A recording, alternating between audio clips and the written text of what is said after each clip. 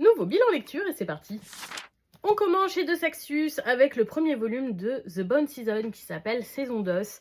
Il s'agit d'une nouvelle édition anniversaire qui a été légèrement réécrite par l'autrice pour être améliorée. Et je l'ai eu à Noël et j'avais très envie de découvrir ce titre. En plus, cette édition reliée est vraiment très jolie. Et j'ai entendu beaucoup de bien. On m'a dit que c'était un titre de fantasy à ne pas manquer. Et je suis passée complètement à côté, je vous avoue que je ne l'ai pas fini. C'est super rare que je ne termine pas un roman comme ça, que j'abandonne à un tiers. Mais je me suis super ennuyée à la lecture en fait, tout simplement. Je trouve que l'écriture n'est absolument pas équilibrée, c'est-à-dire que dans les 100 premières pages, on nous bombarde d'infos, mais on nous bombarde. Et après, ces infos sont utiles beaucoup plus loin, donc on se rend compte qu'on aurait pu nous les donner bien au fur et à mesure, ça serait super bien passé. Mais non, on nous a bombardé d'infos, on nous propose une protagoniste qui franchement n'est pas passionnante, n'est pas attachante, n'est pas intéressante, elle est fade et la lecture l'est tout autant. J'avais l'impression que mes sessions de lecture étaient super longues et que c'était super lent à lire parce que juste finalement je m'ennuyais. Il ne se passe vraiment pas grand chose, j'ai lu 300-400 pages. Et il se passe rien, en fait, ça progresse pas, on n'avance pas. Donc ce que j'ai fait, c'est qu'après j'ai lu en diagonale jusqu'à la fin pour savoir la finalité de ce premier tome et me dire, ah, peut-être que ça titille ma curiosité pour la suite, pas du tout. Pas du tout. J'ai eu la finalité de ce premier tome, ça ne me donne pas envie de continuer. C'est trop dommage parce que j'ai vu qu'il y avait 7 ou 8 tomes, parce qu'il y a des préquels, des tomes 1.5, etc. Donc ça avait l'air d'être un univers riche et complet. C'est vrai que le world building est vraiment très intéressant, mais pour le reste, c'est pas agréable à lire du tout et ça m'a pas intéressée. Désolée, je sais qu'il y a plein de gens qui sont fans de ce titre, mais pour moi, ça a été un véritable flop. On passe chez Kurokawa avec le 5e volume de Mayapi Maria. J'ai un gros coup de cœur pour ce titre. On a attendu ce tome 1 an, qu'est-ce que ça a été long et j'ai tellement aimé ma lecture, j'espère que la suite va arriver un petit peu plus vite. Ce manga est tiré d'un light novel, donc le light novel devrait arriver chez nous prochainement, édité chez Vega, et il est adapté en animé. L'animé va d'ailleurs beaucoup plus loin que le manga, en tout cas chez nous, on est déjà à la saison 2 qui est plutôt bien avancée et c'est beaucoup plus loin dans l'histoire.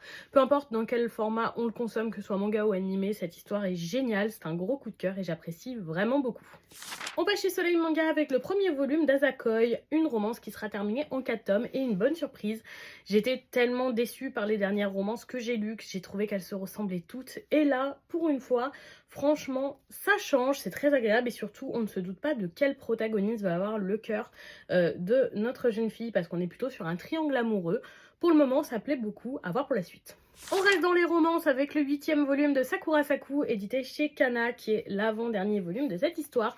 C'est écrit par Yosaki Saka, qui est ma mangaka préférée au niveau des romances, mais je trouve que ce titre a un petit ralentissement depuis le précédent tome. Le tome 7 m'avait déçu.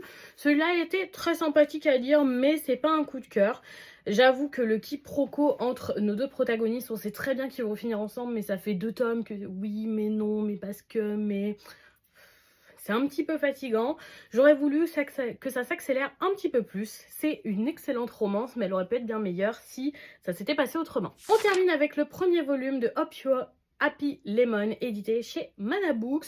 J'avais beaucoup d'espoir pour cette romance également, parce qu'elle me tentait beaucoup depuis son annonce, avec une histoire assez bateau de changement de corps, comme on en a déjà vu. Mais les hasards de ce titre sont trop gros pour vraiment qu'on se plonge dedans et qu'on le prenne au sérieux. Je vous explique.